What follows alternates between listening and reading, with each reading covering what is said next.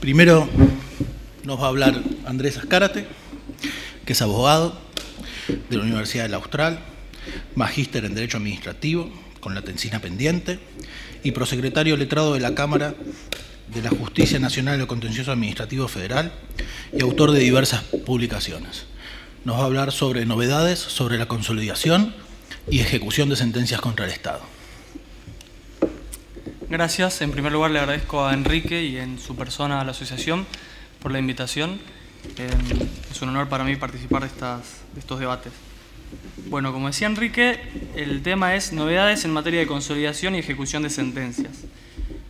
Cuando le propuse el título a Enrique, me dijo que la palabra novedades y consolidación en el título ya era contradictorio. O sea, porque generalmente uno tiene la idea efectivamente de que la consolidación es un tema complicado, aburrido y complejo, y es cierto en algún punto, ¿no? Pero bueno, sin duda es muy importante al lado del tema de la ejecución de sentencias. No hay duda de que tiene menos trascendencia y menos tratamiento académico que otras cuestiones como la legitimidad del acto administrativo, la ejecutoriedad, el agotamiento de la instancia, la interposición de una demanda, los plazos de caducidad, las medidas cautelares contra la administración, etc.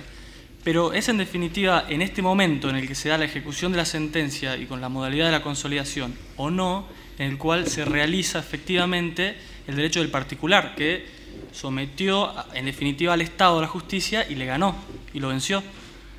El orden de la exposición entonces va a ser tratar brevemente las nociones de consolidación y de ejecución de sentencias, luego cuáles son las novedades que se dieron este último año, hay una novedad por cada uno de los temas, y finalmente dejar algunos interrogantes para el debate. Cuando el particular logra transitar todas las etapas y vencer cada una de las prerrogativas que tiene la administración, llega a tener una sentencia firme contra el Estado que incluso puede haber sido dictada por la Corte Suprema. Y es en ese momento, después de muchos años de litigar, en el cual se abre el gran interrogante, y es ¿qué pasa si el Estado no cumple? Qué gran interrogante, porque ¿cómo obligamos, cómo ejecutamos al Estado, que es el titular de la fuerza pública en definitiva? Y se le abre al particular, se le desdobla el proceso en dos. Si su crédito se encuentra consolidado, esto quiere decir que si su crédito tiene causa o título anterior al 11 de septiembre de 2002, que es la fecha de corte prevista en la última consolidación, se le van a pagar bonos. Va a seguir un trámite administrativo, principalmente, que se va acreditando en el expediente judicial y cobra bonos, bocones. Si, en cambio, no está consolidado, se suceden una serie de intimaciones al organismo demandado para obtener el cobro en efectivo. Eventualmente también se llega al embargo de las cuentas del Estado. Con la complejidad de que en los expedientes contenciosos los dos trámites a veces se dan de forma conjunta. Entonces tenemos un trámite de consolidación y al mismo tiempo de intimación para ejecutar al Estado, porque el crédito se encuentra parcialmente consolidado y parcialmente no. Entonces, esto hace de esta última etapa una situación bastante compleja.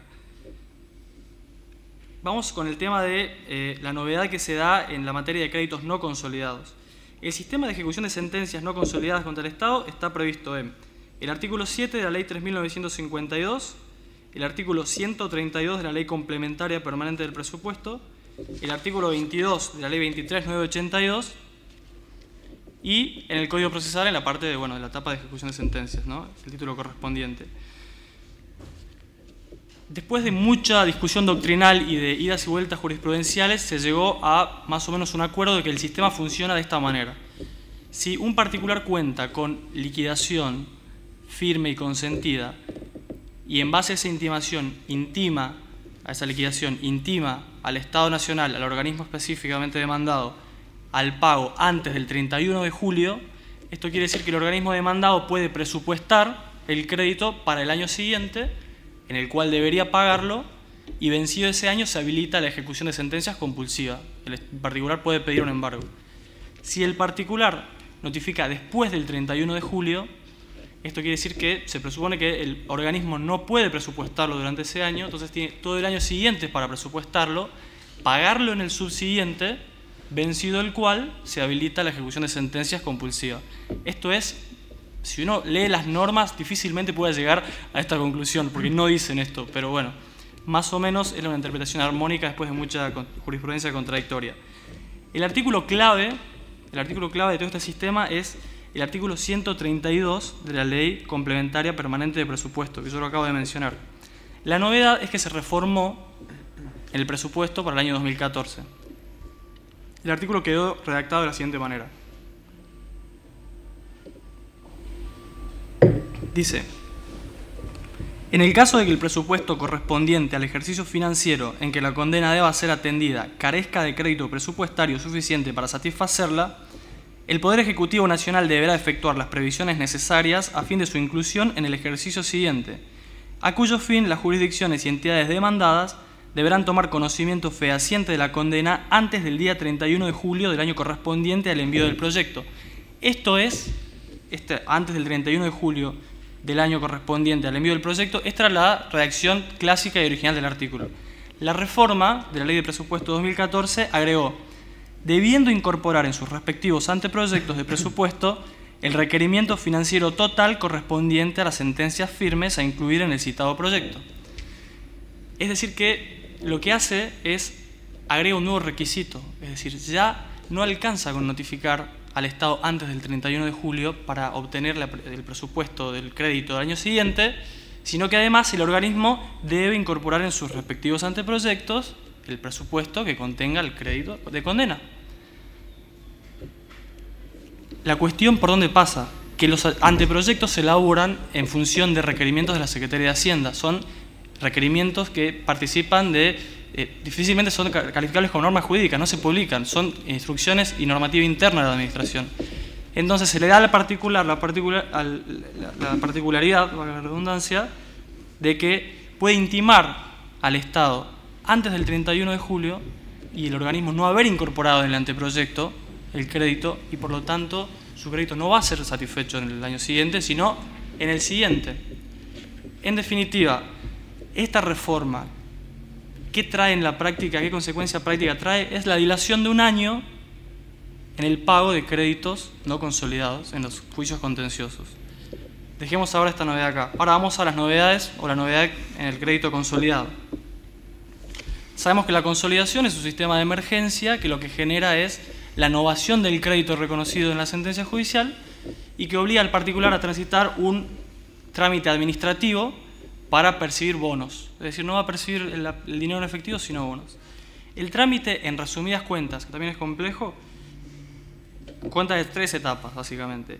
La primera es la solicitud al organismo demandado para que pague el crédito consolidado. El organismo demandado luego suscribe con el particular un formulario de requerimiento de pago de crédito consolidado que se presenta ante la Oficina Nacional de Crédito Público. Quien paga deposita los bonos, los bocones, bonos de consolidación, en la caja de valores. Ahora bien, los bonos de consolidación tienen la característica de que se emiten en serie. Cada serie es un título distinto. Tenemos 9 series de bonos de consolidación. Y desde 2004 a 2012 se viene dando una novedad y ya se ha planteado en el fuero, en el contencioso administrativo, y es que, por ejemplo, la Ley de Presupuesto 2004 creó bonos sexta serie. La Ley de Presupuesto 2010 crea bonos séptima serie, bonos de consolidación.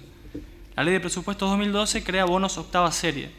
Y dispone cada una de estas leyes de presupuesto que los créditos consolidados se cancelen con estos bonos, con estas series específicas. ¿Cuál es la diferencia entre un bono de consolidación y otro en la práctica? Bueno, para que ustedes tengan una noción. Un bono de consolidación cuarta serie vence en 2016. Un bono de consolidación sexta serie tiene un vencimiento en el 2024. Un bono séptima serie vence en el 2016 y un bono octava serie vence en el 2022. Ahora, ¿qué es lo que venía sucediendo en el contencioso? Que había particulares que habían obtenido sentencia contra el Estado, créditos consolidados, que habían suscrito los formularios de requerimiento de pago en el cual se prevé todos los detalles, todos los datos del crédito a pagar, inclusive la serie de bonos. Entonces, por ejemplo, había formularios de requerimiento de pago donde se indicaba que se iban a pagar X bonos en cuarta serie, X bonos sexta serie. Las nuevas leyes de presupuesto caían sobre esos formularios ya suscriptos y modificaban compulsivamente la serie de bonos a pagar. Entonces los particulares acudieron a la justicia diciendo: yo tengo un derecho adquirido al pago de los bonos anteriores. ¿Y por qué? Y claro, porque no es lo mismo que me paguen a 2016 con bonos en vencimiento a 2016 que con bonos en vencimiento a 2022, con además las características particulares de cada título, ¿no? La respuesta de la Cámara Contencioso Federal originalmente había sido acoger el planteo de los particulares y declarar la inconstitucionalidad de las leyes de presupuesto, de todas y cada una de ellas, y reconocieron por el derecho adquirido de los particulares al pago de los créditos consolidados en esas series de bonos específicas. Es decir, declaró la inconstitucionalidad de la mutación de la serie. La novedad en este tema es que a fines de 2013 y luego durante este año, la Corte Suprema se expidió en la causa Guevara del 29 de octubre de 2013, luego ratificada en Interplat y Volkswagen del 26 de marzo de 2014 y del 8 de abril de 2014 respectivamente, en las cuales se declaró constitucional las leyes de presupuesto que modificaban las series de bonos consolidados. Esta es la novedad. Lo que hace en la práctica esta convalidación es: si teníamos en materia de deuda no consolidada una novedad que implicaba dilatar un año el cobro del crédito, en materia de deuda consolidada esto puede llegar a dilatarse 8 años. Estas dos novedades, que son muy puntuales y muy específicas, creo que tienen que ser analizadas en un contexto que tiene 3 circunstancias y después dispara 2 interrogantes finales para el debate.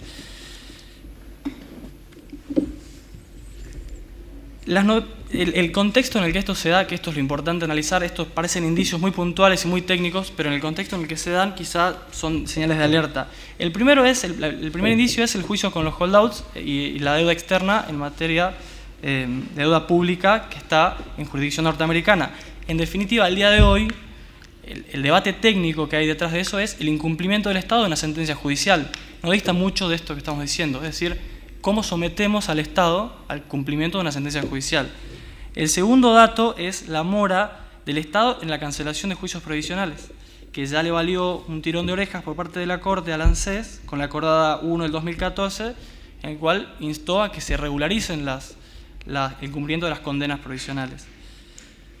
Y la tercera tiene que ver con una circunstancia en la que no me quiero meter, pero que pareciera casi de público y notorio conocimiento: la situación económica difícil que parece que estamos entrando, con un aumento del gasto público, ¿sí? Y con quizá recesión en puerta ya transitándola o saliendo de ella. Entonces, la pregunta o el interrogante que yo quiero plantear es si la situación está tan conflictiva que sea respecto del juicio del país, de nuestro país, en materia de deuda externa, es solamente en jurisdicción extranjera, o si tenemos también un correlato en el orden local. Y si no, estamos de alguna manera ya acostumbrados y hemos institucionalizado yo no quiero hablar de default porque evidentemente es una palabra que genera, pero esta situación de aplazar el cumplimiento de las sentencias judiciales. ¿Y qué es esto sino la consolidación? Y el último interrogante, también para pensarlo, es el que decía el doctor Alberto Bianchi en algún momento cuando escribía sobre la especificación de la consolidación, y él se preguntaba, ¿no?, ¿a qué se obliga el Estado cuando se obliga? Nada más y gracias.